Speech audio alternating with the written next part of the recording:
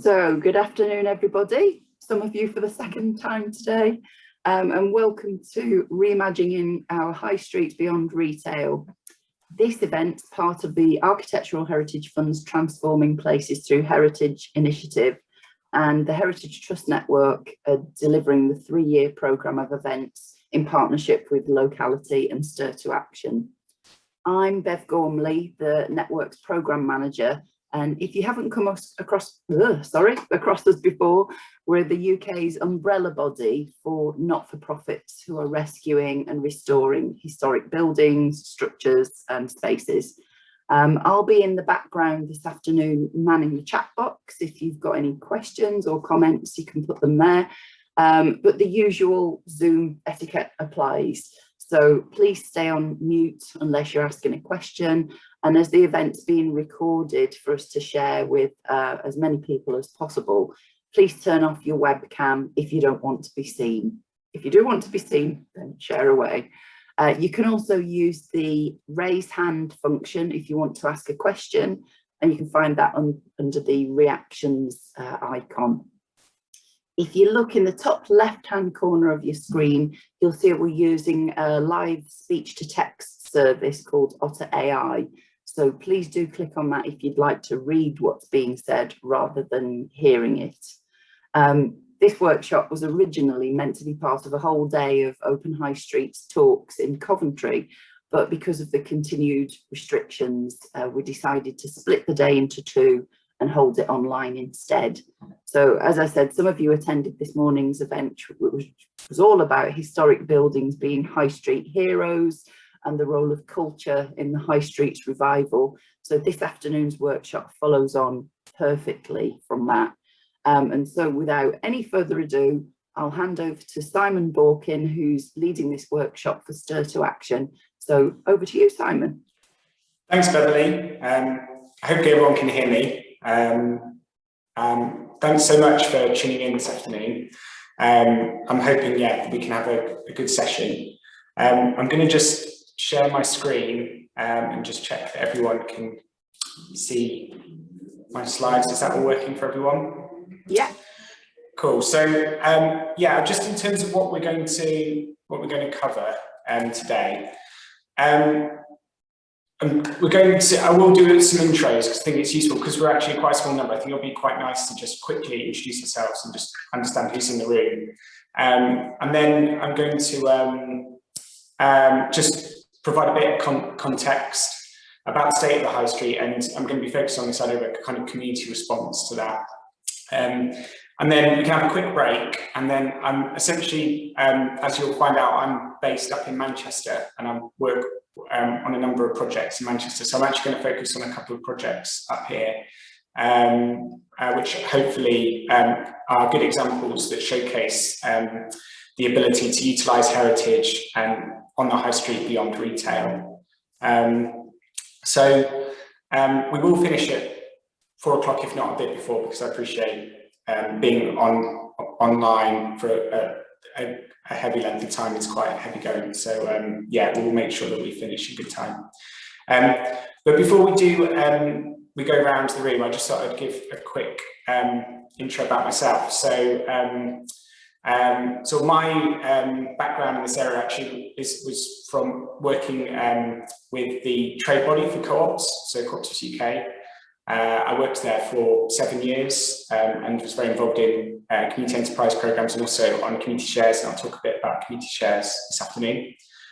So at Cooperative UK, I established something called the Community Shares Unit, which is the Centre of Excellence for sort of community shares advice, and also a match funding programme called the Community Shares Booster Programme. I'm also a board member of Friends of Stretford Public Hall, and I'll talk a bit about that this afternoon. And we did a share offer as part of our renovation of the heritage space that we have here. I'm actually sat in a room in Stretford Public Hall right now, so that's why it's a bit echoey, because we've got nice tall ceilings. And then I'm also involved with Chorlton Community Land Trust, which is just down the road from Stretford, and I'm going to talk a little bit about that today. And my kind of beyond that, my role now is I sort of work in a freelance capacity, providing advice to co-ops and community enterprises, and work with Stir to Action as an associate. So So yeah, I work with a number of groups and organisations across the country. So if it's okay, I'm just going to stop sharing my screen, and if it's okay, it'd be really great just to find out who's on the call, because then I think it will just be good to kind of for conversation. So what I'm going to do is just nominate someone. If you could just quickly activate your mic, say who you are and where you're from, and then just nominate the next person, and hopefully we should get around all 20 of us. I'll start. Loretta? Hi, I am Loretta Oliphant. I come from the Forres Area Community Trust in the north of Scotland, and I have brand new into the role. So I don't have so much to offer. I'm sort of fact finding at the moment. So Ian Wilson. Ian, are you there? Hi, I'm Ian Wilson, based in the East Midlands. Sorry, I didn't catch that from Loretta. East Midlands, we're hoping to take on a couple of heritage buildings in the next 12 months. So very interested what we'll learn today. And I'll nominate Carolyn. Thank you. I just had to switch on.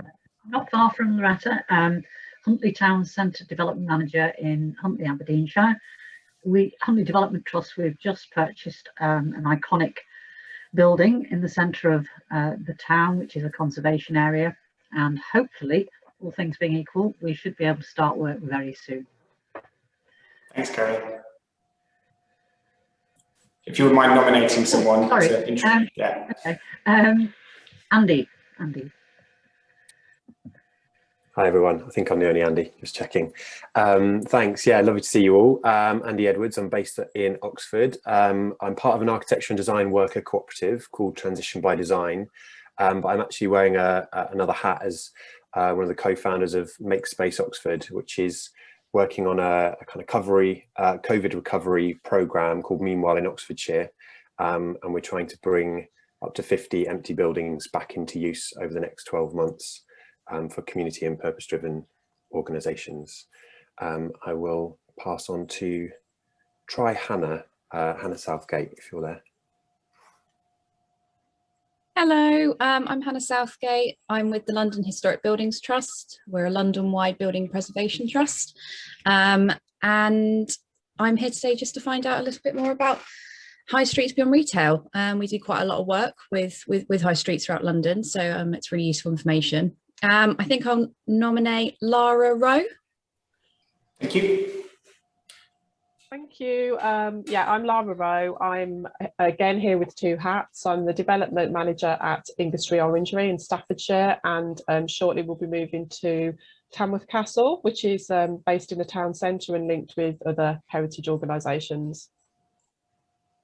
I'll nominate Jane, please. Oh, hi. I've just started work with the Halton Borough Council Community Development Team, and I'm linking in with the Regen for the Runcorn Old Town area. We at idea stage really with a few buildings and looking at setting up a Runcorn Land Trust in the near future with some of the residents. So yeah, I'm just getting ideas and everything, and now I'm trying to find my feet because it's not my area of expertise, but the community side is. So thanks. I'll nominate Matt. Hi everybody, I'm Matt Bentley. I am from Heritage Lincolnshire. We are a building preservation trust, so we deal with buildings specifically in town centres. So at the minute we're looking at Greyfriars in the centre of Lincoln, but we also run town centre regeneration schemes, running the Townscape Heritage Scheme in Boston, and also funding through the town deals for similar schemes in Skegness and Mablethorpe. And I will nominate Taylor. Thanks. Hi, I'm Taylor. I'm the development officer at Glasgow City Heritage Trust.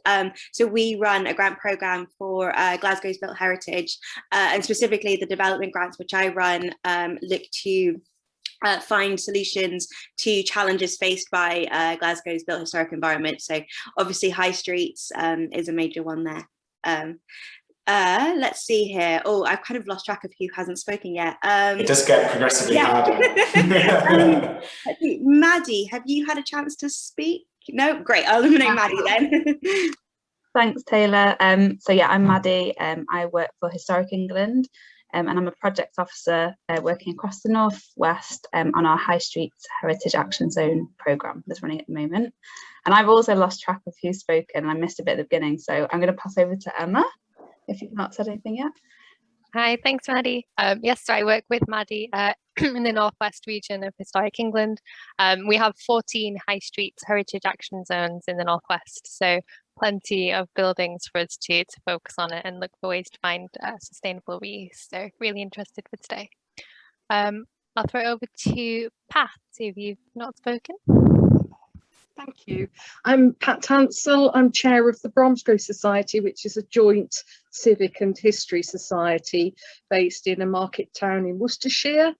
We're not doing any current projects in this realm. However, we have, although not directly involved, been supportive of an outdoor meanwhiles project adjacent to the high street, and we're keeping tabs on just being aware of what might be possible within buildings in our high street and liaising with other bodies.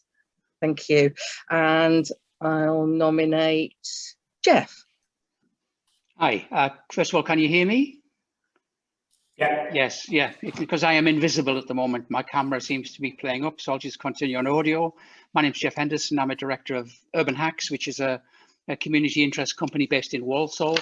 We're a makerspace and a creative incubator, and we're just expanding what it is we do. Walsall's just been awarded Towns Fund monies, and we're one of the projects in there to set up a creative industries enterprise centre in a heritage building. And all of the information I'm gathering in from these forums is going to be extremely valuable as we go down that road. Thanks, Jeff. Okay, I've just signed in, so I have no clue who's spoken. If I said Gulnir, would that be okay? Yeah. Gulnir, you there? Yes. Yeah, I haven't spoken yet. Hi, I'm a PhD student at Newcastle University, and I'm looking into Sunderland High Street Heritage Action Zone, so I thought I could benefit from today's workshop, so thank you. And I'm nominating Laura, I guess. Sorry. Yeah, thank you. I've been already, but thank you. Well, I definitely spotted another Andy Marshall. You're on mute, Andy. Sorry, Andy, you're to come on off mute. Or you can just put it in the chat if you want. Hi there now. Yeah, you should be able to hear me now, yeah? Yeah, can hear you. Okay. Yeah, my name's Andy Marshall. I'm a freelance architectural photographer. I travel around the country in a camper van photographing old buildings. I'm absolutely fascinated with genius loci, and recently co-curated an exhibition at Bury Art Museum, which is on for 12 months, called Spirit of Place, which is about our Silver Street and the marketplace areas, where we've looked at the area through the lens of artists and tried to connect people with in a new way with the street rather than just retail. Great, thank you. And how's your recall? Is there anything you spot anyone hasn't been? Would you want me to try? Oh, sorry, I can't really see anybody. I'm just on my phone. Okay, no problem. Yeah. So I think there's Ovi in the bottom of my screen. You there?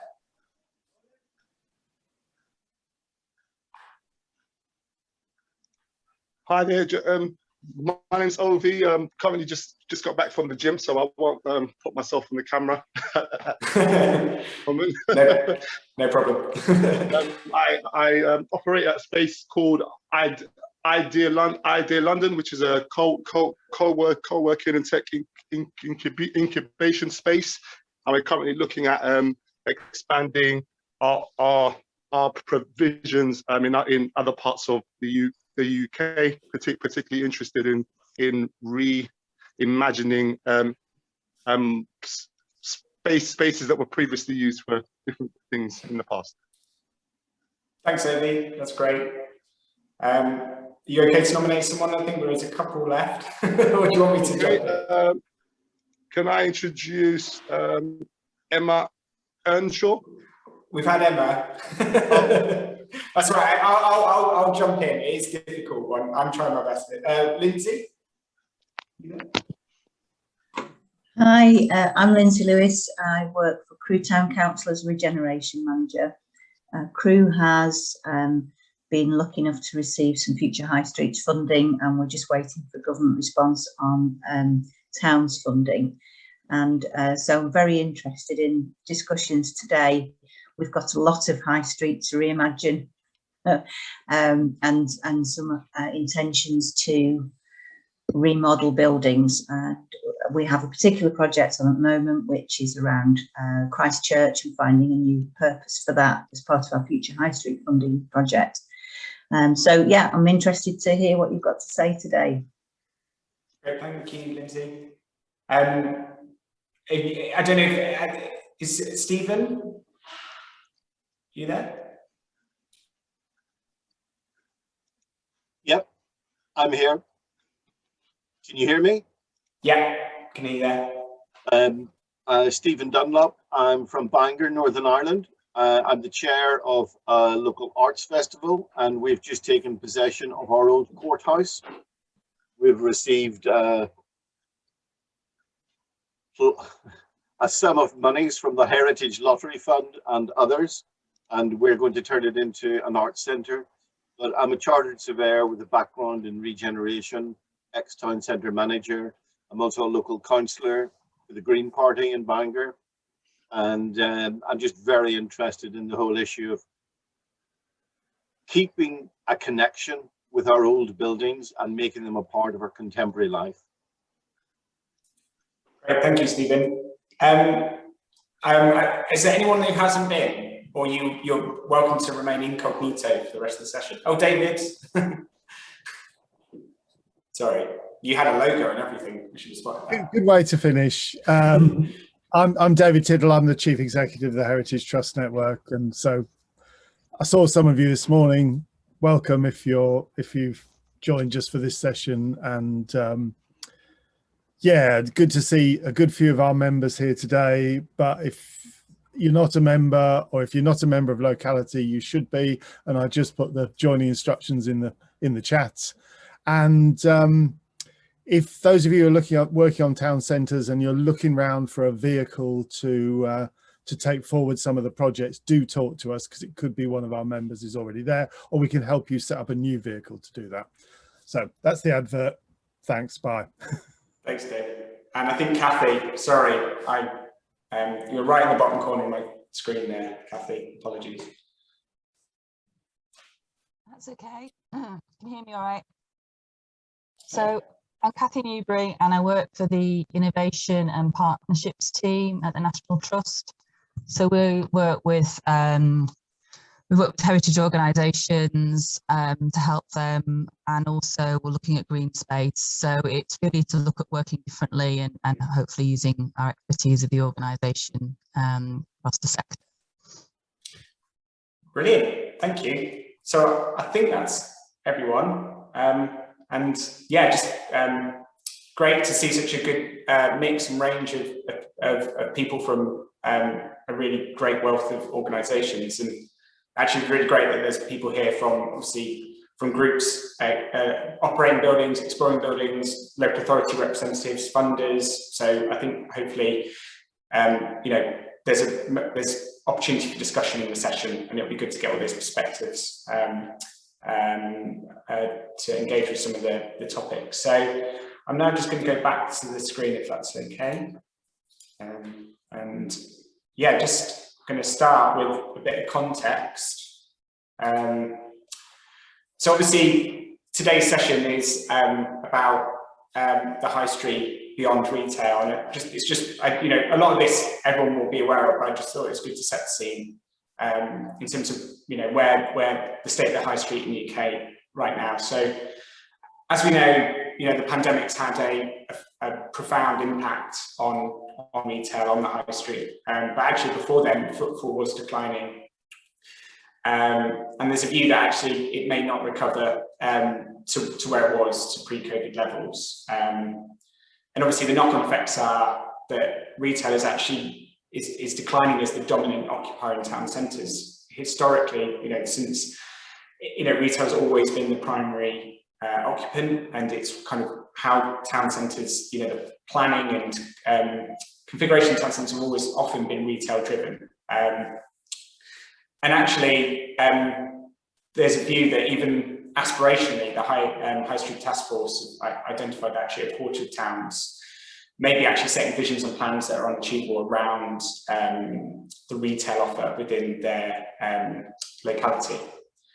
But one of the kind of interesting kind of impacts of the pandemic on retail is that actually district and neighbourhood centres have fared generally better than sort of the big cities. And one of the major reasons for that is a phenomenon that we're kind of engaged in right now, is Zoom shock.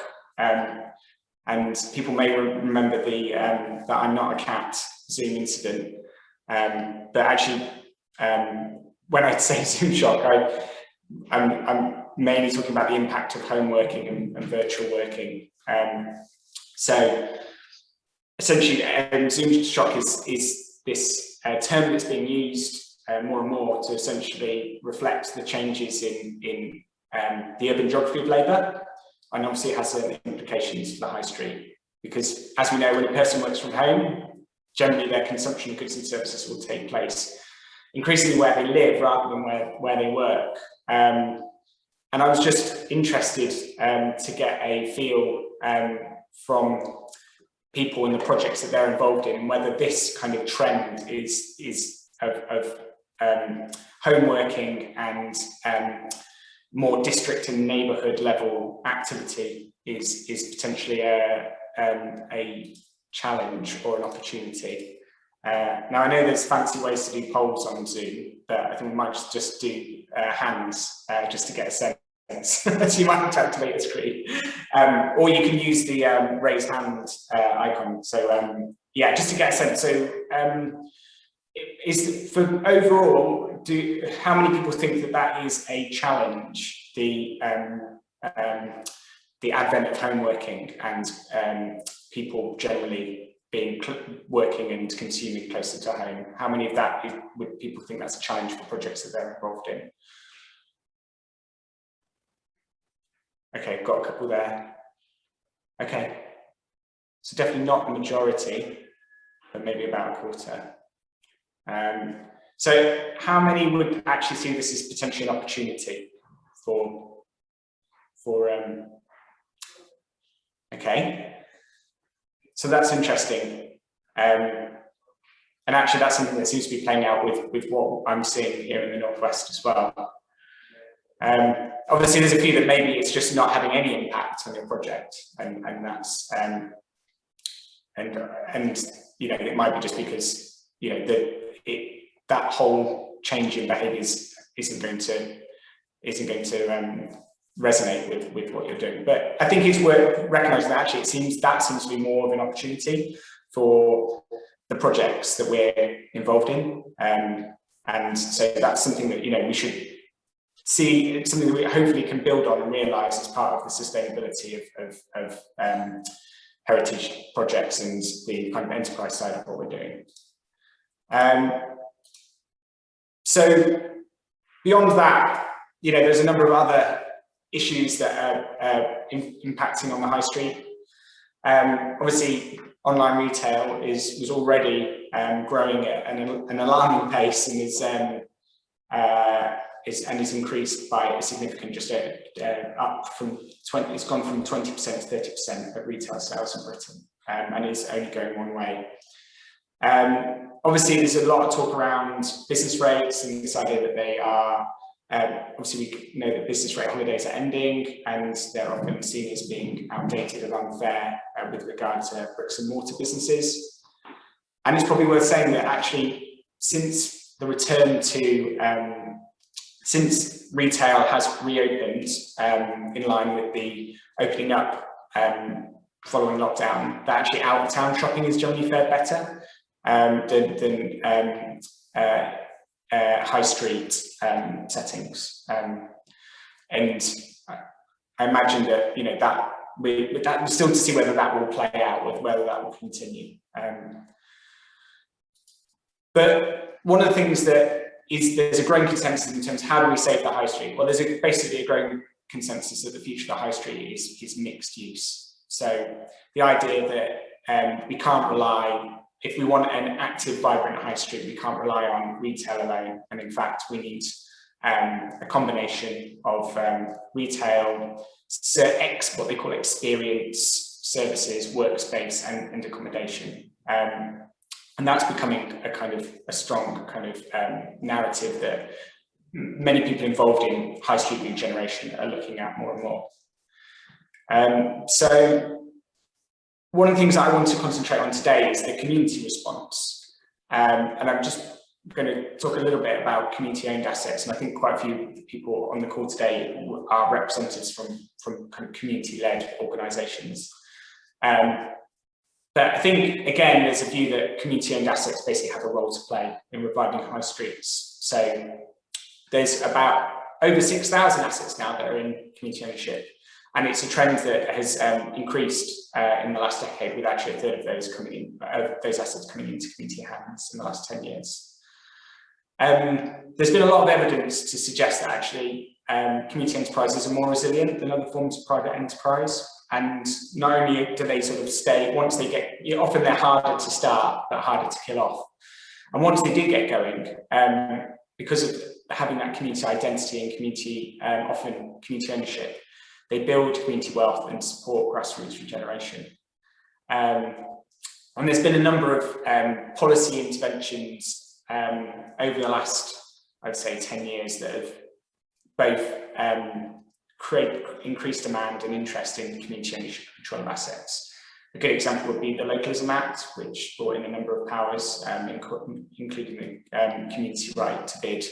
I'm going to talk a little bit about community asset transfer as well in my case studies. So in terms of how community involvement is having potentially having a positive impact on diversity. So this idea of diversity on the high street. Power to Change, the England funder, the lottery funder that focuses on supporting community businesses, did a study around this, and they picked out a few findings around the positive impact of community involvement in the high street. And they basically picked out four, sorry, I realised that I've repeated three, but there's four key findings. The first one being that actually when a community takes on a space, it often boosts the locality as a kind of destination. It becomes more visible and generally brings more people to the high street, which hopefully boosts footfall and then benefits neighbouring businesses. There's also evidence to suggest that when a community takes on a high street space, they often are more successful at attracting a wider, a sort of more diverse mix of users that maybe would feel less comfortable using high street facilities if there wasn't a kind of community-facing space. Whether that's older people, younger people, minoritized communities. There is evidence to suggest that when there's a strong community anchor on the high street, it will generally bring in a wider mix of people onto the high street. As we said before, that community-led organisations are generally more resilient. Because they win the sort of hearts and minds of the community. They are seen as sort of stewards of important buildings and heritage assets, and they feel that responsibility and sort of take a wider role in enabling the high street to thrive. And basically what we find is that community organisations often are more active in shaping the vision for the high street, working with partners like the local authority, like other investors, with the private sector, and obviously that has a beneficial impact in that it can help change perceptions amongst the local community about the high street and generally help attract investment and attention to the space. So one of the sort of key models for kind of community spaces on the high street is community hubs, and I'm sure a number of you on the call would kind of feel like you represent organisations that meet this kind of community hub model. And you know, it's quite a catch-all term, and it can refer to anything from a community garden to a really multi-purpose community centre. They generally are based in buildings, or at least part of buildings, and they generally provide and host community activities that local people need. And because they are led and run by the community, they kind of respond to what the community want, whether that's wellbeing classes, childcare, co-working,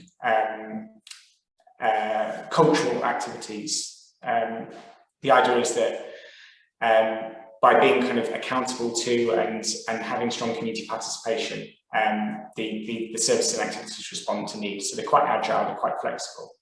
And that's why they can often, their purpose can often change over time. And you know, that dynamic nature can again boost their resilience.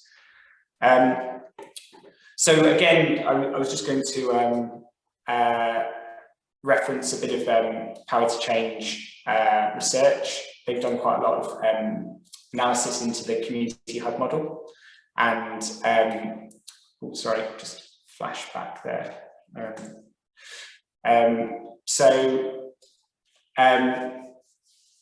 Again, because of this diversity in offer and diversity in provision, that corresponds to a diversity in income.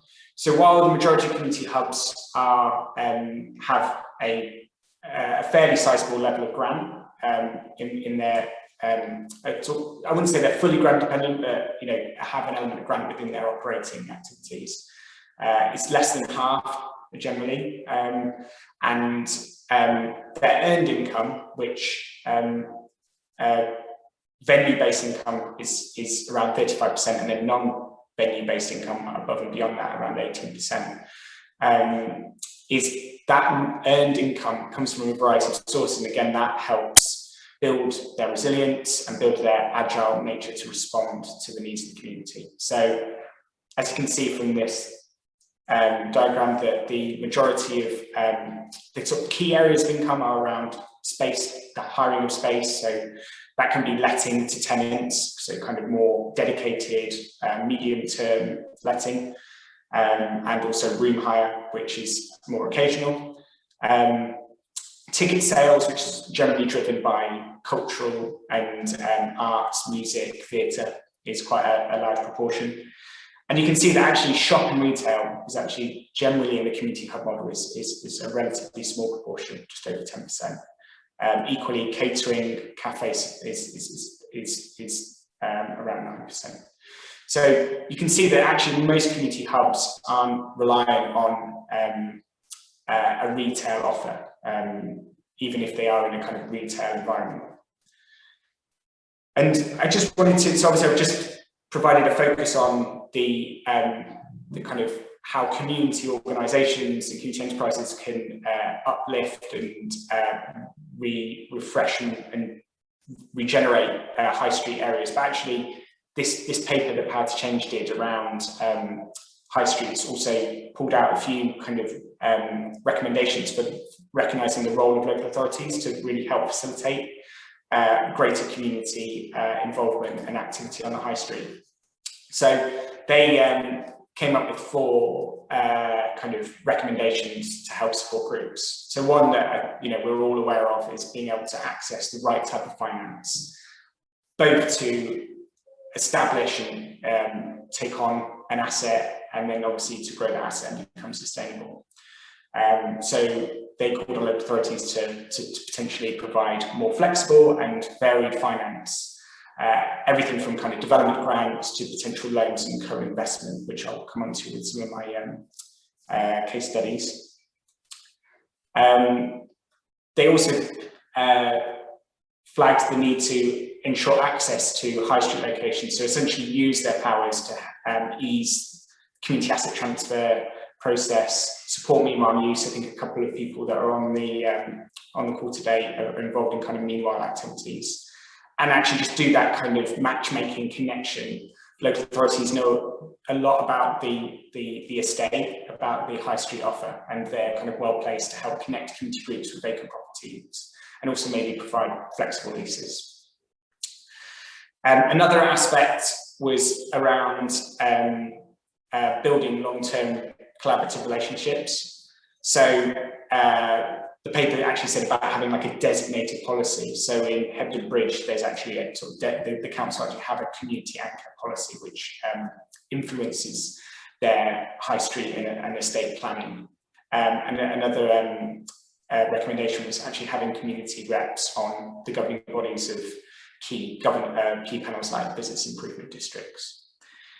And the other thing was around just helping capacity build groups. So even if there aren't, you know, go-to spaces that groups can take on right now, actually what we know is that when sites come up for sale, the private sector can mobilise quite quickly, and even with the Localism Act and the Community Right to Bid, which tries to provide a kind of a buffer for community groups to organise and mobilise. So there's that, if people aren't aware, that the Community Right to Bid, if groups are able to register an asset as a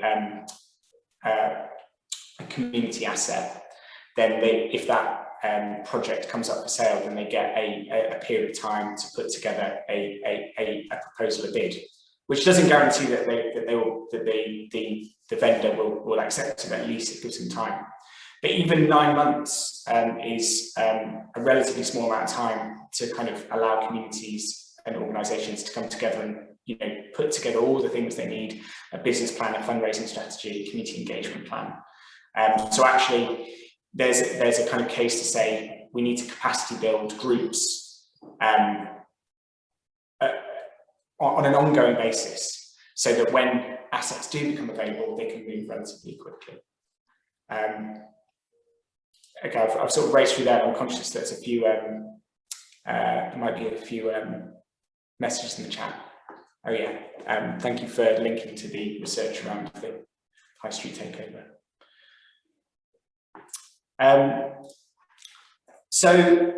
I'm going to just stop there unless there's any questions, and just have a 5-minute break, because and then going to move on to the case studies. Has anyone got any questions at this point, or was all that fairly clear? Jonathan had a question in the chat box. It was. Yeah, shall I?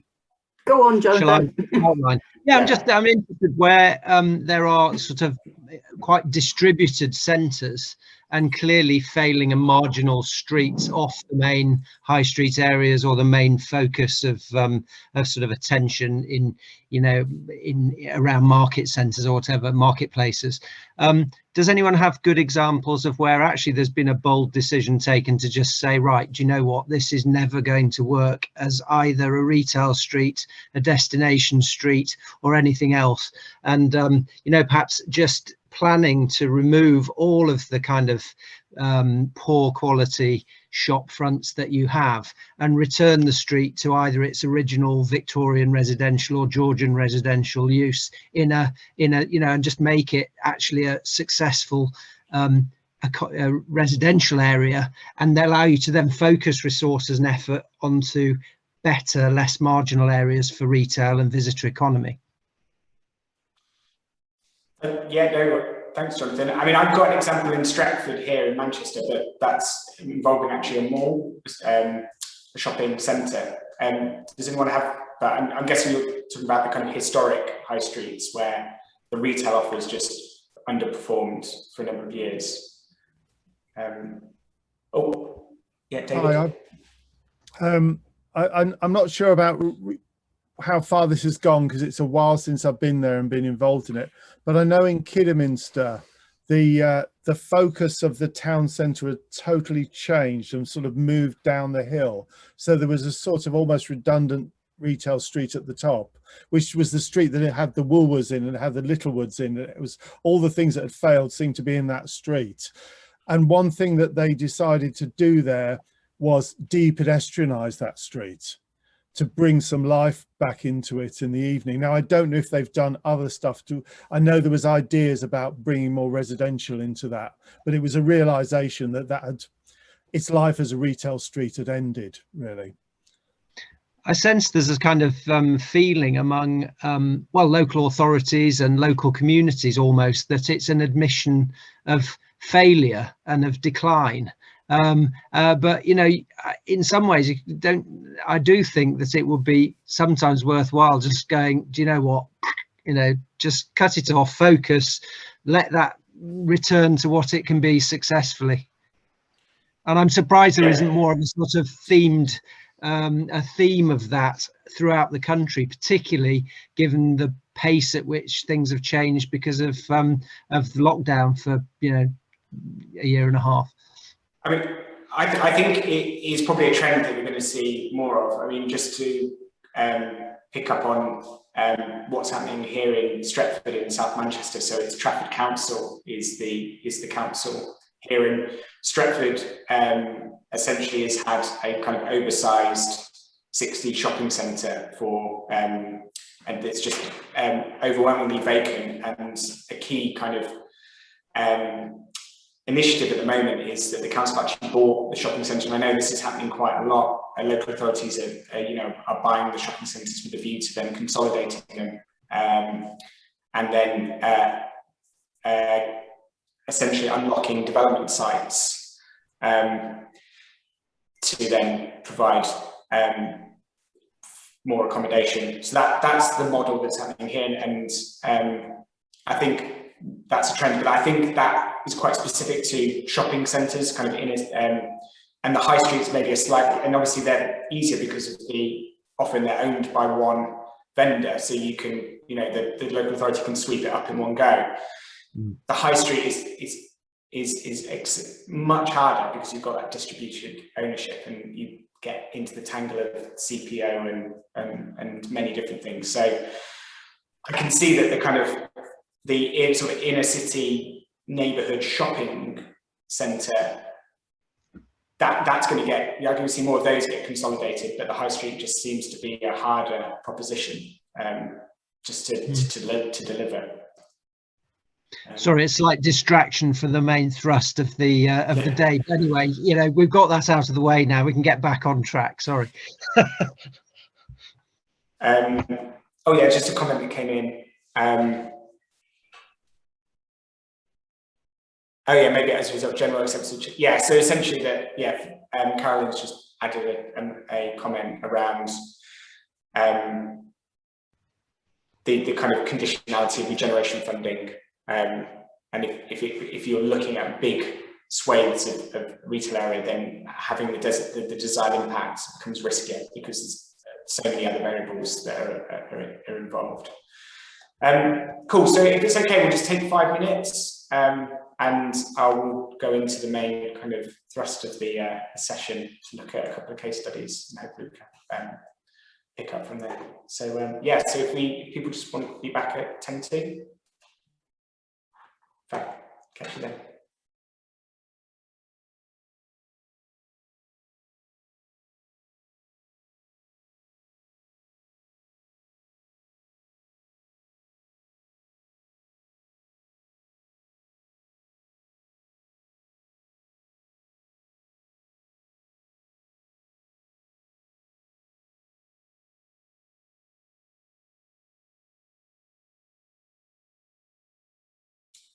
I'll just give it 1 more minute for people to return back. You're not on your own, don't worry.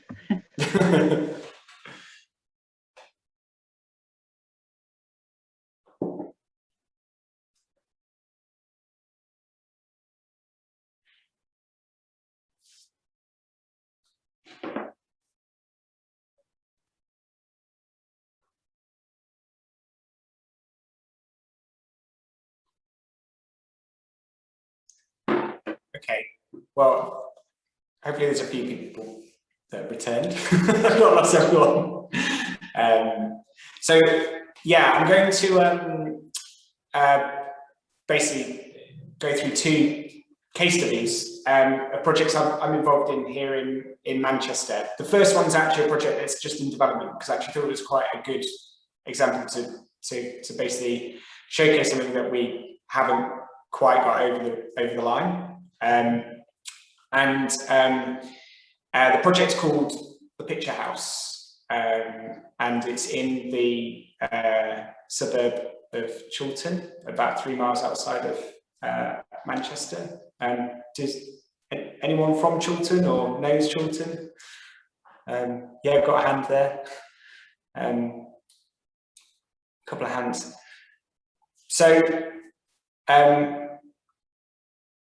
quite a lot of people might know Chiltern is there's kind of hummus and quinoa jokes that come with Chiltern. It's a pretty kind of right on place, but actually, and has lots of bars and cafes and shops. But actually, the district centre has actually lacked quite a lot of investment over quite a few years, and it's you know, it's at risk of kind of becoming kind of neglected. And the other thing that Chiltern kind of lacks is a kind of central hub space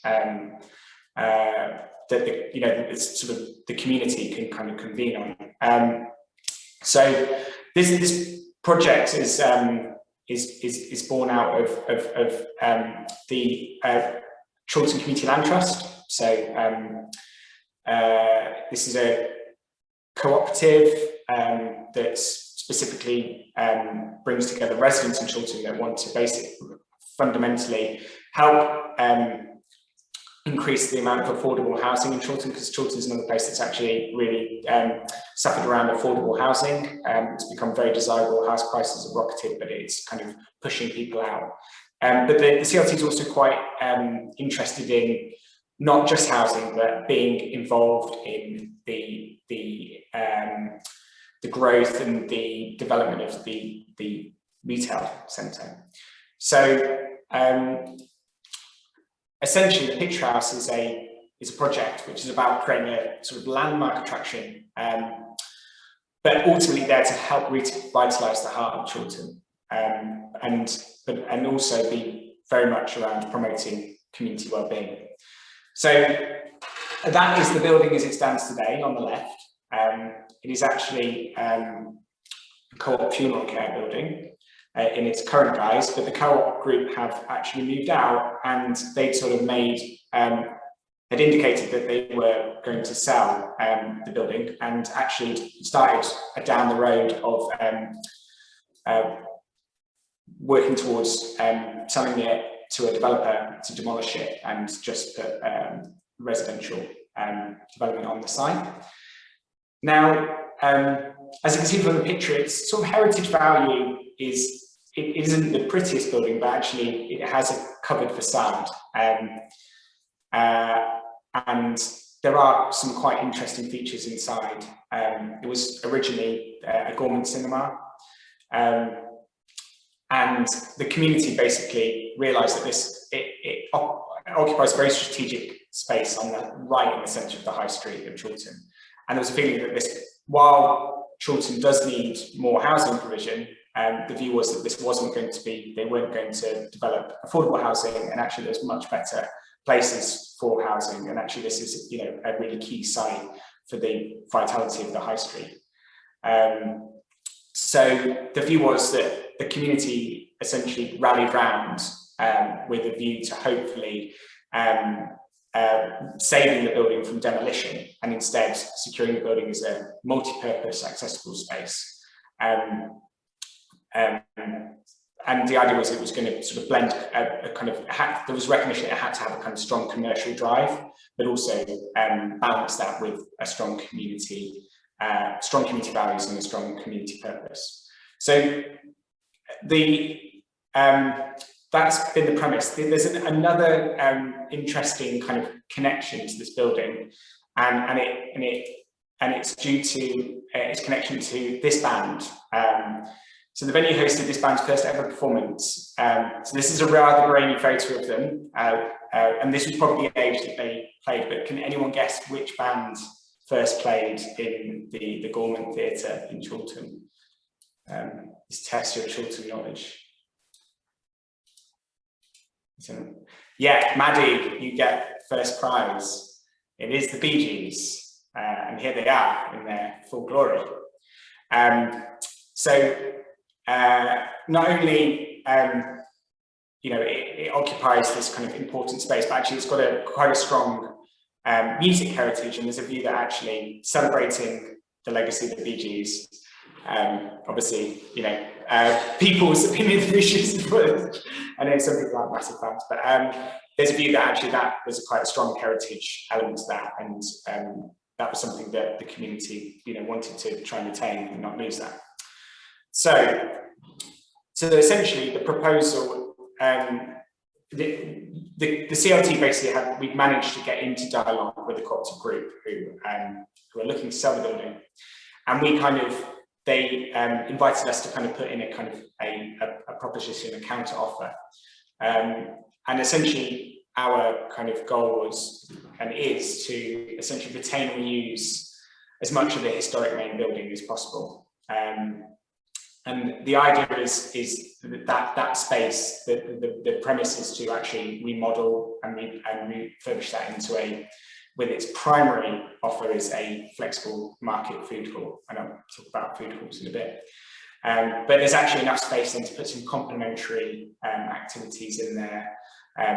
As it's a cinema, there's actually some some space without windows, without daylight, which could potentially be a gym, and then there's some other leisure retail space. If I just flick back to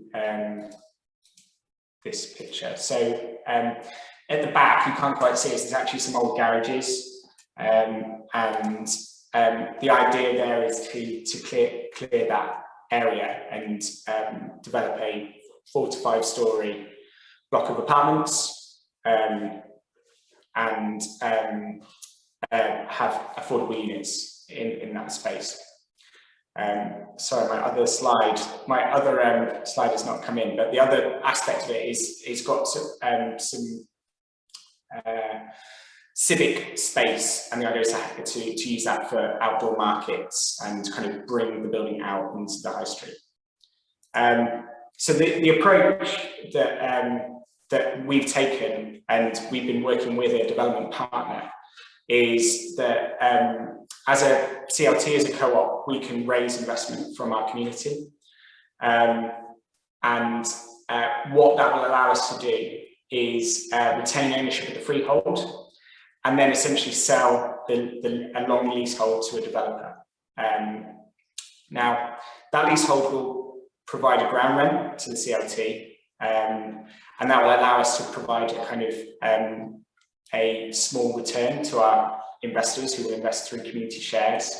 And if people aren't aware of community shares is a sort of special type of share capital that co-ops can issue, which is patient finance that allows people to become a member of a co-op, invest in a co-op, and then the co-op seeks to pay that investment over time with a small amount of interest, and that can be anywhere between 5, 10, 15 years.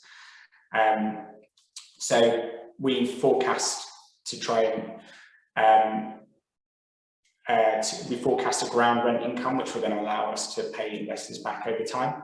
But importantly, it will also give us covenants in the lease to essentially make sure that the development of the building is in line with our vision and values. And so we have a certain degree of control over its future uses. The idea is that to kind of give it that kind of strong community focus is we'll work with, there's lots of community groups in Chorlton, and we want to work with them, make sure that the pitch house can be a space for them to use. We talk about and use the market hall, the food hall, as a space to kind of to have activities and events alongside the kind of day-to-day offer of street food, and obviously recognise that connection to the Bee Gees. So we're actually seeking to raise £500,000 from the community, And then that essentially goes into a funding model. We're working with a developer who's going to raise the majority of the development finance, and will estimate that the project will cost about 9 million for the acquisition of the building, the refurbishment of the food hall at the front, the development of the apartment block at the rear, which was around 32 apartments. And we see this as a really, hopefully a viable way to save the building, make sure that it retains community ownership and community control, but also recognise that, you know, there is a strong commercial proposition here. We've done a pledging campaign with the community, and we've got about over £400,000 worth of pledges. And we're now in the sort of negotiation phase with the cooperative group as the vendor to agree the terms and conditions and the price. It's been quite a drawn out affair, but we're hopeful that we are fairly close to finalising terms and we can kind of move forward with the proposition. But the sort of what I wanted to do is just talk about sort of the food hall premise, and basically why we've been able to attract a developer and attract development finance, because essentially there's quite a strong commercial interest around local food halls. And I just thought it was useful to, there was quite a good piece in the Guardian, it's probably about 6 months ago, which talked about the rise of the local food halls. It'd be interesting to know if you've got experience of this, but this model seems to be increasingly popular. And what's interesting is, while there's been quite a lot of food halls, kind of flagship food halls, actually there's now a kind of tendency for this sort of smaller community versions that are appearing and sort of being co-located, just as we're trying to do with a kind of additional activity, whether that be cinema, co-working. So there's about 40 food halls in the UK, but there's a view now with more people working from home that their kind of neighbourhood food hall is a really kind of viable offer. And the view is that the space, the kind of community food hall needs around 12,500 square feet. So a report by P3 found that there was that kind of space could draw sustainable visitor numbers, and they were focusing on sort of towns around 50,000 people, and the Chorlton area is probably around 50,000 if you take in kind of the wider boroughs. So generally the model, this is the model that we're kind of hooking into, is that the developer will operate the venue, they'll choose the food businesses for the hall, they'll kind of bear all the rates, utilities, insurance, provide the fit out, and often they run the bar, and then the outlets pay a fixed rate or a share of the turnover. So based on that, we've been able to attract a development partner who's seen the opportunity here and can raise the finance, the quite significant finance that they're having to raise to make this work. But ultimately, as a community land trust, we are able to kind of ensure that this model works for the people, for the residents of Chorlton. We are co-locating a community space. We're going to be able to use the food hall for community activities. So it's that sort of balance and blending of community and commercial that we think hopefully will make this a viable offer. So yeah, and then, you know, just to think about the heritage venues, which often boast iconic contracted spaces, potentially lend themselves to a food hall offer.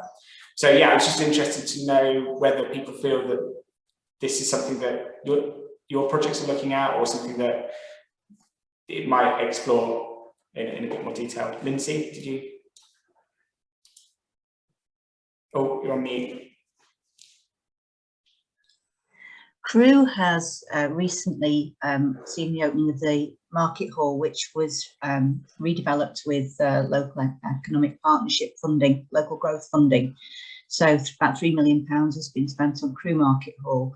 And Cheshire East Council have an agreement with an operator who now manage that. It's only been open a couple of months, and it was a soft launch because of COVID, but it's doing absolutely brilliantly. as a venue. So we've got, it's based around, yes, reviving the old market, but very much around food, with a communal seating area and a good selection of food and drink. And they're organising entertainments for the evening, various sort of focused days. They've got a really good plan ahead. But so far, the operators are saying that all of the traders are doing really well, even with that soft launch, and not seated up to capacity. So I think at the moment, the signs are that's a really good model.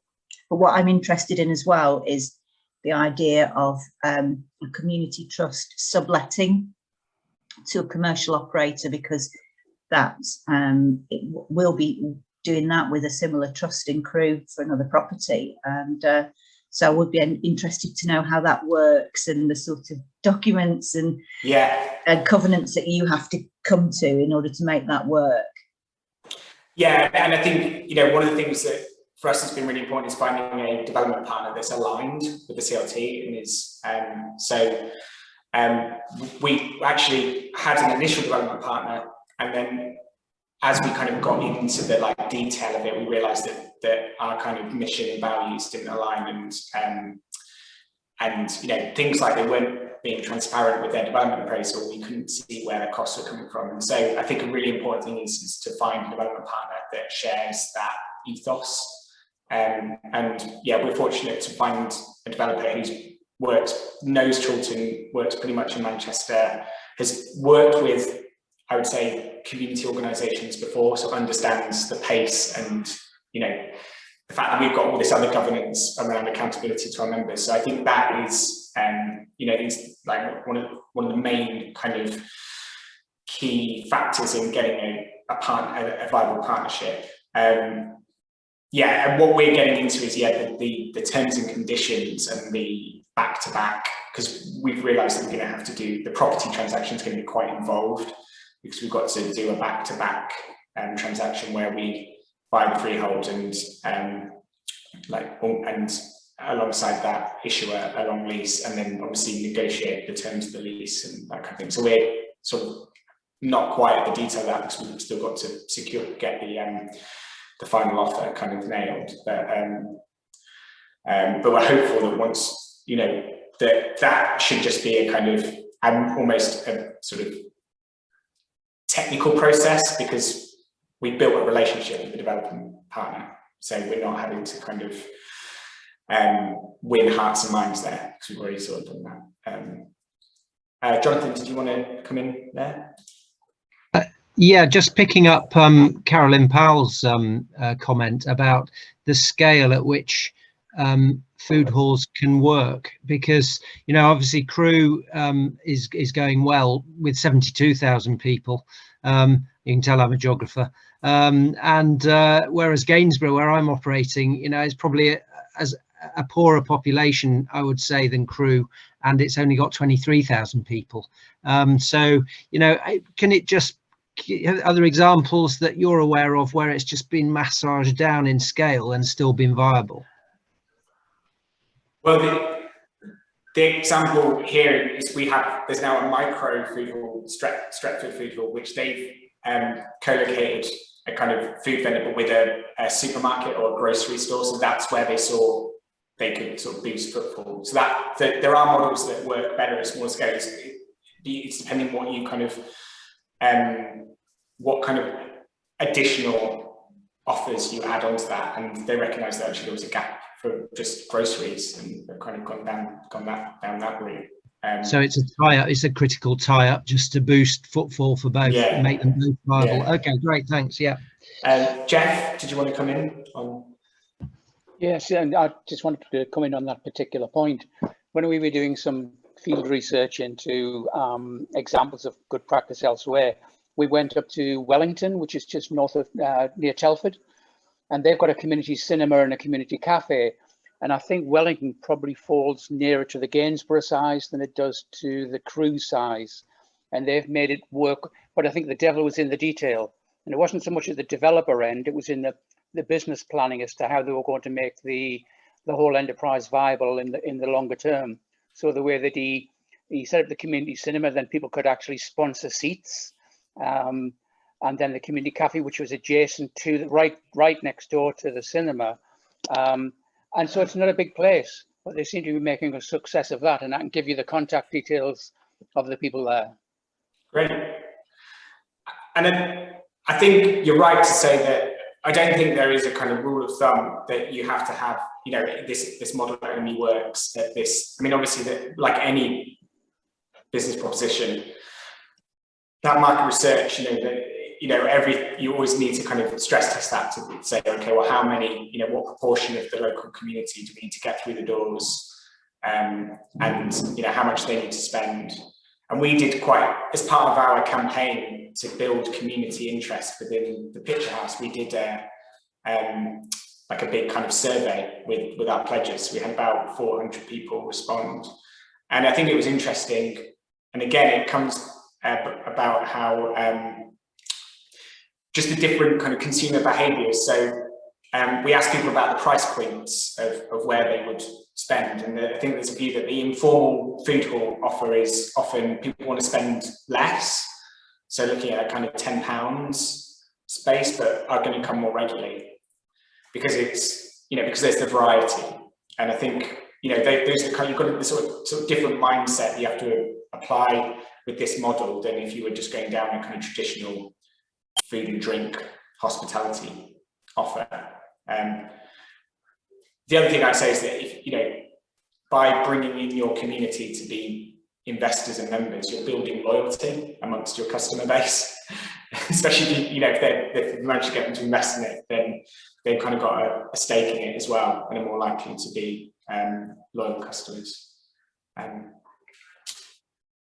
Cool. So yeah, I think Kathy just put a useful point there around how smaller market towns have actually struggled to keep their street markets because of actual highways issues. And yeah, this view that actually they become increasingly commercial. So again, I think finding a community model that again, so I mean that's a good example with the Picture House. We're looking to partner with they're called the Makers Market, and they actually operate on the site there as it is, and the idea is to extend their market offer so it can come in and out of the building and spill out onto the high street. And as we know, more and more people are probably going to be more comfortable doing things outdoors, and that kind of offers the opportunity there. Lindsay, did you? Yeah, I think makers markets are great, and yeah, they're a real pull, aren't they, for towns? The other thing I think to consider about markets, and it came through very strongly in the background work we did on Crewe Market, which isn't that big when you go inside. It's it's not a massive cold space, and it has got a mix of retail as well as food. But one of the things that came across quite strongly was one of the contributors to the decline of the market was their opening hours. And because the market wasn't open at the times when people were available, the traditional mum stays at home and goes and does a daily shop in the market doesn't happen anymore. So markets have to respond and be open on the days and at the times that people want to use them. And similarly with something like a food hall, you've got a little more versatility. You can stay open, and although people would prefer to be outside, and it's great to have the events outside and cause this excitement and buzz, it's just being available when people actually want to go in. And I do think that people moving away from office working to working from home, particularly if they can access Wi-Fi and somewhere to sit and have a coffee and not be disturbed, would be great in the day for food halls Monday to Friday.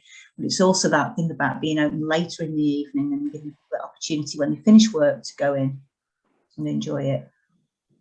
Yeah, and I think again that's what's the Picture House proposition has been about, trying to have an offer throughout the day. So, and the other thing that is hopefully will work really neatly is that most of the operating models for food halls is they have one day they're closed for a day, just to restock. It just seems to be the way things go. It's often at the beginning of the week, and so because the CLT, because we're built into the model, basically that day is going to be we get exclusive use of the space. So it means we, communities can use that space. That, because for certain activities, we hope that they'll just come to the food hall and sort of they'll happen alongside. But for things where they just need kind of dedicated space, then we have the ability to do that. So it's quite a nice way of saying, yeah, it's closed for the general public, because the model, it's just impossible to keep it going every day of the week. But actually, that fallow day can be used for community benefit, and it doesn't impact on the operating model, the commercial side. So again, it's just like finding those kind of balances between the commercial and the community. Yeah, I think Ian, you had a point. Is there an issue with food halls and existing recognised markets? Yeah, I'm guessing where you've obviously got markets that have had an established presence in certain locations, and the one that springs to mind is Altrincham Market, the market hall, which opened alongside an established, I suppose, more fruit and veg grocery-led market, and that's been, but basically you get that kind of co-location agglomeration effect where it's just pulled more people in, and generally they both benefited. But Matt, did you want to come in on that?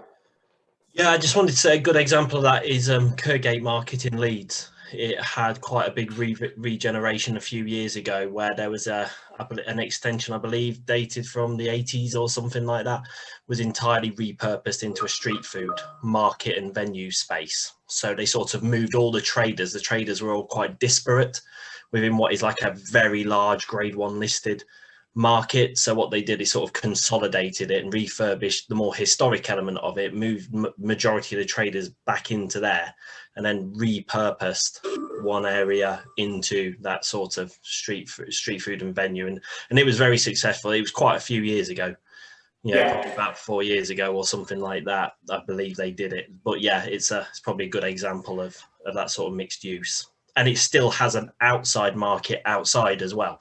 So it's quite interesting. You walk through a market into a food hall, then back out into a market as well. Yeah. So it splits the space. Yeah, and I think, they are, these projects seem to be, when they get going, are successful. And what I would say is that there's quite a lot of risk involved with them and quite a lot of upfront costs. And we as the CLT, so we don't want to be able to, we're not going to, if this is going to be a success, we can't run the food hall. We need to get someone, one, we can't raise the capital, two, we don't have any track record. So again, it's kind of finding a model that says there's a commercial offer here, but we think we can balance it, we can make it work for the community. And obviously it's going to be a big thing we're going to always have to navigate, is making sure that that community value, that community benefit doesn't get lost within the kind of the commercial operation. Jonathan? Yeah, just sort of following on from what Matt was saying, really. In Mansfield, there were concerns from, this is an outdoor market, but real concerns from regular stall holders that when we were having themed markets, so we had a big Eastern European themed market with food and produce and everything, and the concerns were completely obliterated, and all of the regular market stall holders said, yep, we want more of this, because it just basically upped the overall footfall and everyone benefited, and it just brought more people in, and it was it was absolutely excellent. So that was really a kind of trial outdoors. We were still umming and ahhing in that case about whether to redevelop an indoor market, and it sort of confirmed to everyone that if you just make things more vibrant, everyone benefits. I think that generally is the case, that people's concerns, that I think it's almost, you have to point to those examples where, like you say, if you increase the footfall, actually there's latent demand that will you'll be able to capitalize on, rather than cannibalizing each other, which the evidence suggests that doesn't happen. That actually it just increases the footfall and builds sort of spend and boosts perceptions of an area. Okay, great. Well, I'm going to just move on to the sort of the final case study, which is a kind of just down the road here in Stretford, quite a different project. So I'll just share my screen again. So yeah, Stretford Public Hall. So quite different neighbourhood to Chiltern. It's more mixed, more pockets of deprivation. Has a kind of this, as I was saying, a kind of outdated shopping centre at the heart of its centre, and essentially the main arterial route into Manchester. So it really lacked any kind of, again, sort of in a different context, but lacked a beating heart, a community centre. And so in 2015, the community took on this building here. And again, it uses a very similar model, community cooperative, owned and run by the community. And again, has this very kind of broad kind of offer, which is essentially just to create space for good things to happen in Stretford. Yeah, just to give you a bit of backstory, it's grade 2 listed. It was built in 1878 by a local industrialist in Manchester called John Rylands. He lived just around the corner in Longford Park, and sort of built this and gifted it to the community of Stretford. It was very much a public space. It had lecture rooms, had a library, hosted civic events like this fancy dress party. It then, after the war, became the Stretford Civic Theatre, and a lot of people in Stretford know it as the Civic. It hosted Stretford Children's Theatre, which is quite a well-known children's theatre group. And then in the 90s, the Traffic Council took it on because it generally lacked investment, and they basically used it as offices. But in 2015, they again signalled that it was surplus to requirement. They were moving all their offices down the road, and again indicated that they were going to sell the building. So again, volunteer-run community campaign to save the building. This time, because it was working with the local authority, the community were able to engage in community asset transfer with the council. Which actually enabled the community to actually bid and get the keys to the building for £10. But obviously behind that was a business plan and a proposition about how to turn the space into a kind of community hub, multi-purpose space. So we got the keys in 2015, and basically we've been using the space for a number of different activities.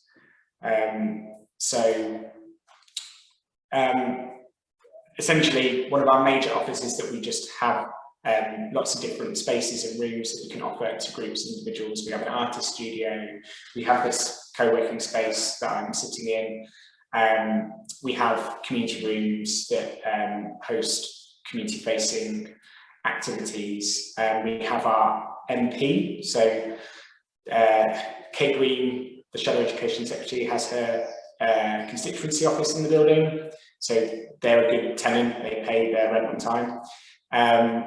We have other organisations using the space. We also run a very community-facing kind of health and wellbeing offer, so we have every Tuesday we have something called Wellbeing Tuesday, where we run affordable classes from yoga to chair aerobics, meditation, and we've had over 10,000 people come and attend to those classes. We work with the NHS we have a social prescribing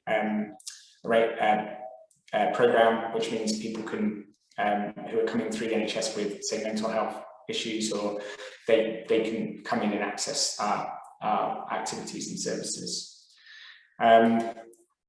We actually deliver lots of cultural events. So we have a community choir. We have so the picture on the left is a community cinema event where it was for kids, where we showed cars, but we gave every child a cardboard box, and they had to turn the box into a car, and then they'd watch the film in their cardboard box car. And as you can imagine, a lot of mums and dads got very excited about helping their children design cardboard box cars. So we had spoilers and boots, people designing all sorts of cars. We have art workshops, and we've had over 5,000 people come through the doors to attend activities and events that we put on. But our main space is our Victorian ballroom, and this was probably the space that had was in the worst condition, had been neglected. It needed quite a lot of money spending on it to basically bring it back to its former glory. And also our business model was that we felt that actually we could offer a really we could convert this into a really high spec, high landmark space for the community, for weddings, for concerts, but we essentially needed to raise capital to make this happen. So we actually launched a community share offer. So the model that we're going for in Chiltern is in some way inspired by what had happened just down the road in Stratford. So we in 2017 actually looked to raise £250,000 to fund the renovations, and again we were quite lucky because we'd engaged the community to save the building. So we had, we built a strong support for the building amongst the community. We had about 2,500 people on our mailing list. There was a lot of goodwill within the community, and so quite quickly after we took ownership of the building, we went out to them and said, look, we now need you to invest. We were very conscious that we wanted to make it inclusive and affordable. So while we set the minimum investment at £100, we actually offered a subscription offer where people could invest £25 a month over 4 months and become a member and an investor. So we launched that in the February of 2017, and we did a big campaign, made a film, got some good local press. We did a big leafleting campaign around Stratford. I think we flyered around 10,000 households, and we, in just about 2 months, we raised £255,000 from just shy of 800 community investors and also 7 organisations. We were also fortunate to get match funding from the Community Shares Booster programme, which is still open and eligible. So this is a programme that's funded by Power to Change, and it essentially provides match funding pound for pound up to £100,000. So for every pound your community put in, they'll match it. And you can also get a development grant of up to £10,000 to help you develop the offer, write the share offer document, write the business plan, and help you market it, the share offer. Yeah, we were really just bowled over by the response from the community, and also we got investment from Architectural Heritage Fund, Trafford Housing Trust, who are the local housing trust, some fellow co-ops in Manchester, Unicorn Grocery, and that was really the first kind of brick in the wall for our funding model. And off the back of that, we've now renovated our space. There we go. And so this is what it looks like now.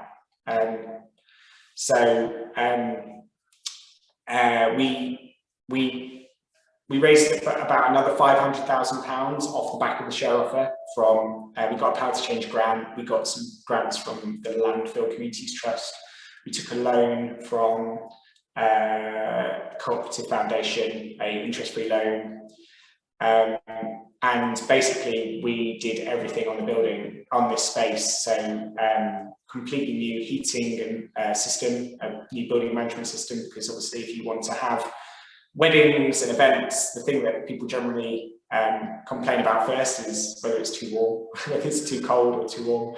So we're very, conscious that we wanted to get that right. We had to remodel the fire escapes, put in a new toilet block. We completely brought the original wooden floor back, sanded it, oiled it. We reconfigured some of the space. We had 2 bar areas, a bar at the back and a bar at the front.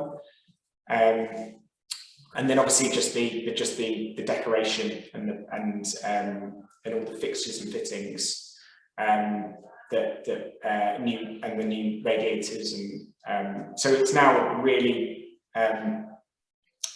what we hope is kind of a really sort of landmark space that can attract that higher profile bookings, and we've increased the capacity because of the remodeling of the fire escapes and the toilet provision, so we can have up to 400 people in the space.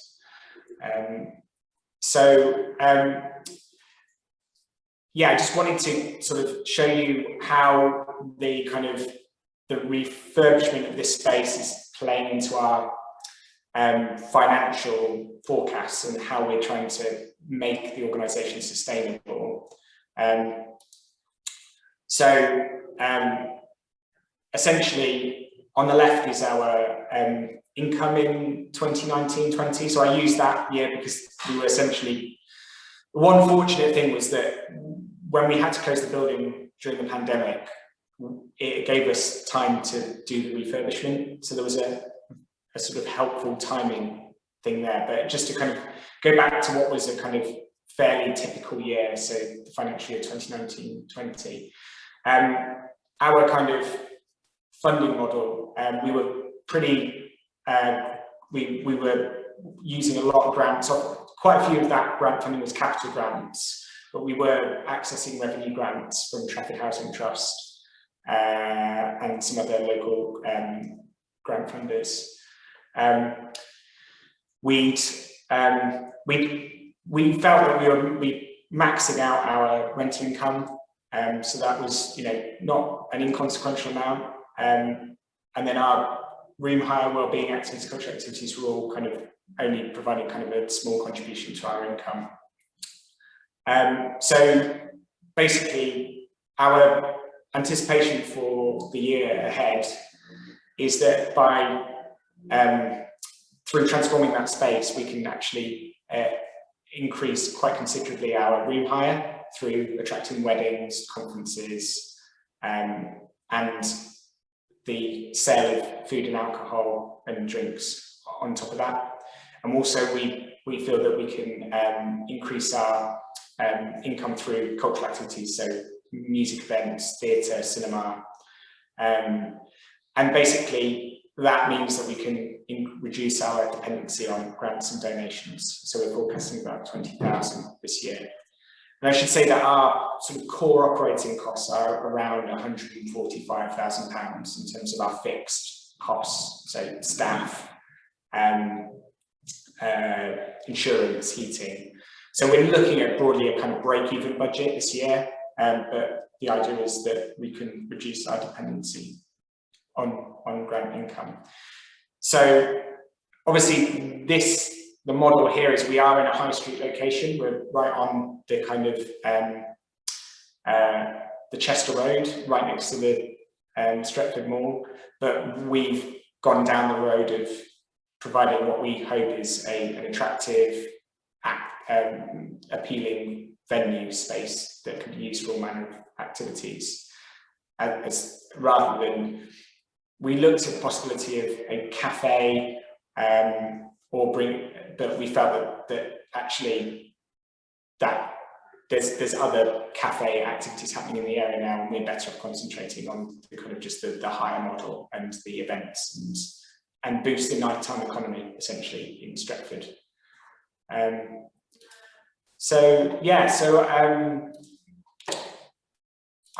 We've got one last slide, but yeah, just wanted, does anyone have any questions about the Stretford Public Hall model in terms of their heritage venue cultural offer?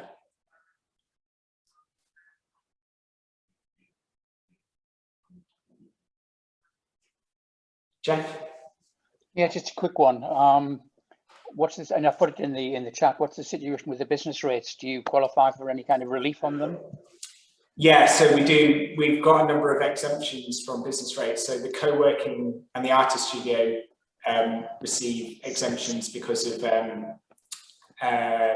the creative, and because it's targeted at creatives and freelancers. Traffic Council have, I think, used their discretionary powers to waive business rates for our kind of, so that covers the majority of our kind of business rate eligible areas, and that's obviously a massive benefit to the viability of, and it means we can keep our costs relative. We want to, ultimately our workspace is focused on attracting local artists, local freelancers, self-employed, and we want to keep it affordable on that basis.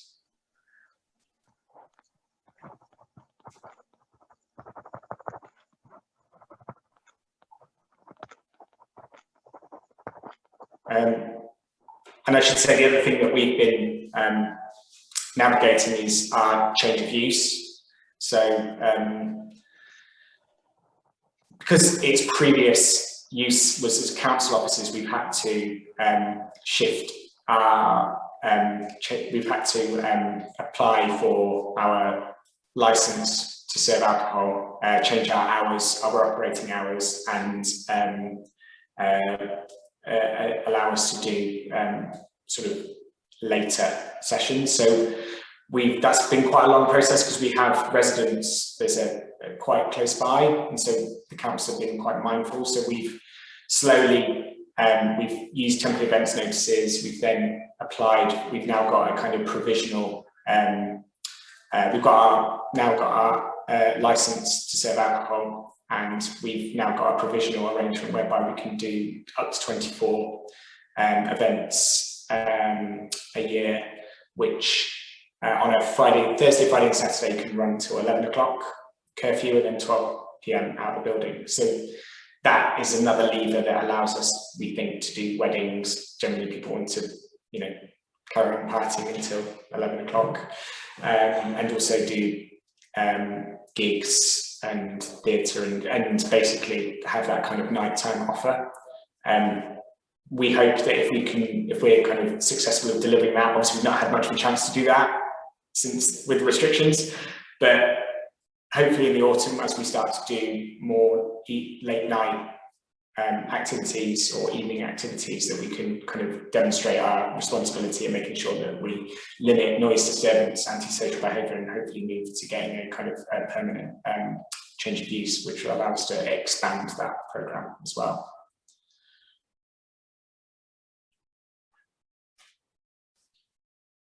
Okay, cool. Well, my last slide was just, obviously we've talked about, all the different possibilities outside of retail, but I just wanted to I found an article in Forbes that was just talking about how retail is going to change and that we shouldn't just discount it, and I thought it was just kind of a useful thing to end on. So I think, as we said today, a lot of this has come out today, but basically our high streets, the future for us is mean that they can't just be places, no longer places just to shop. But actually, retail can actually still play an important role in the generation of place, and especially if we think about how we as consumers are changing how we interact with retail. And obviously, there is a growing consumer base that are increasingly interested in ethical environmental products, but also thinking about where their products are coming from, and actually, you know, an interest in local produce, micro manufacturing. I should say one of the things that we're looking at in the Picture House is co-locating micro food production. So coffee grinding, baking, because actually if you can create nice smells, you can often get people through the door. So that's one of the things that we're thinking about with the Food Hall, is to bring in food manufacturing that can appeal to people's senses and get people through the door. And obviously, you know, the thing that people are really craving, hopefully when the restrictions ease, is this idea of the experience of economy, that we want to be able to come together, you know, and as a result, you know, the high street is a natural place where people can access and engage with art, sport, movement, hospitality. So I thought it was kind of a nice kind of ending kind of comment to say that actually, yes, we need to imagine a high street beyond retail, but not discount retail completely, but think about how retail is co-located with other uses. So yeah, I don't know if anyone has any sort of final thoughts on that, if that resonated with anyone and their projects. Hi, Maddie. Yeah. Hey, yeah, it's just making me think. So I'm obviously working across lots of different high streets, and mainly with the local authorities of that place. And there were just so many buildings in all of these towns that sort of would be perfect for these kind of projects, particularly banks. Almost all of the high streets I'm working on have got about 3 or 4 empty banks, and the council don't really know what to do with them. And I just wondered if you've got any examples of where there's been like a local authority call out, you know, for like, we don't know what to do with this building. Is there any, you know, we're looking for a community use or a community sort of hub there that will be owned by you. Has that happened, or is it usually the other way around? Well, I think that's really interesting, because Trafford Council here, the Stretford Public Hall was probably one of their first community asset transfers. If I'm not exactly sure, there may have been other ones, but and I think that really gave them the confidence to realise that actually, you know, this is a viable way. So, you know, I think when they handed us the keys in our kind of freehold, you know, we purchased the freehold, but we had quite an onerous contract, which said that if we haven't done anything if we haven't like met our business plan within the first 2 years, that they can take the building back.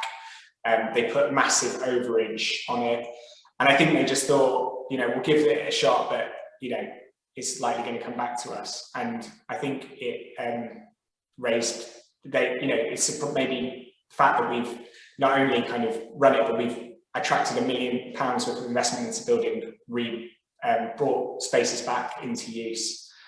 And so they've actually become much more proactive about that kind of going out. So they've actually been where there are, so they've been working with partners like Network Rail, who've got a number of buildings, and actually doing that, going out and doing an expression of interest to community organisations, say, would you be interested in taking on this building?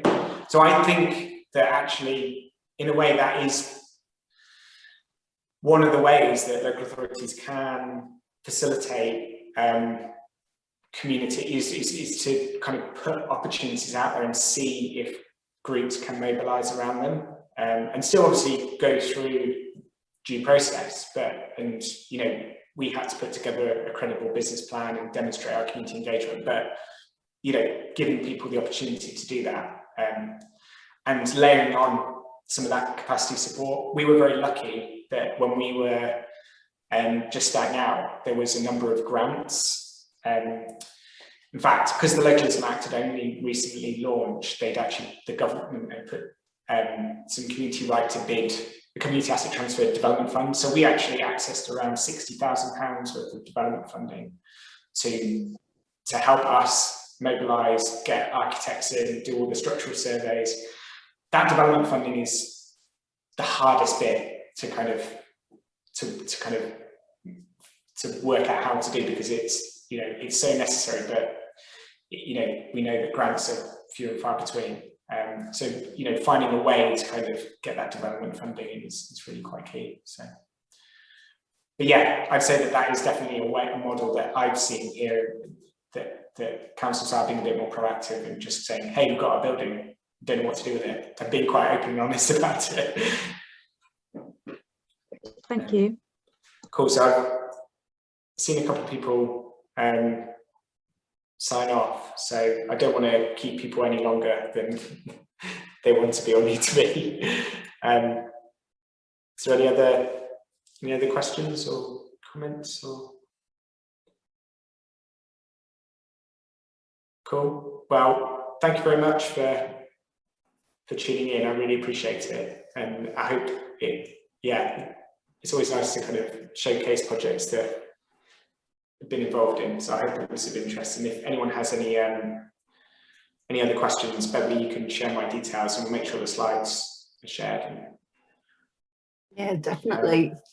Thank you so much, Simon. That was absolutely fascinating. I bet you really need a big drink of water now. It's getting, and when I said it's quite cool in here, it's actually now getting really quite warm. So. That was fantastic. And if anybody missed any of it, or you want to share it with your colleagues, it's been recorded and it'll pop up on our website over the next week or two. So please do share it. Check out the events that we've got coming up at the Heritage Trust Network. There's lots that I'm sure you'll be interested in. The next Open High Streets event is due to take place in Lincoln, all being well, in September. And we've got a conference coming up in November in Coventry, where we'll hopefully be taking a tour of the Heritage Action Zone there. David, is there anything that you wanted to add before we go? You're on mute. David.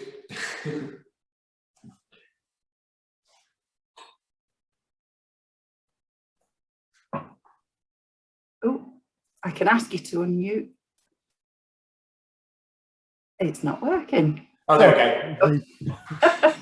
Prattling away to myself and nobody can. Yep. No, I don't have anything to add. Just to add my thanks to Simon for a fantastic session. So and to all of you for coming. Brilliant, thank you. If anybody has any questions that they think of when we've logged off, just drop me an email. I will be sending you an email with links to the various studies that we've shared today from this morning as well, because there's some really interesting ones that I think you'll be interested in. So do drop me an email if you've got any questions, and I'll pass them on to Simon. So until the next time, we'll say bye. Thanks, everyone. Thank you. Bye. Take care. Bye-bye. Bye-bye. Bye. Thank you. Bye-bye.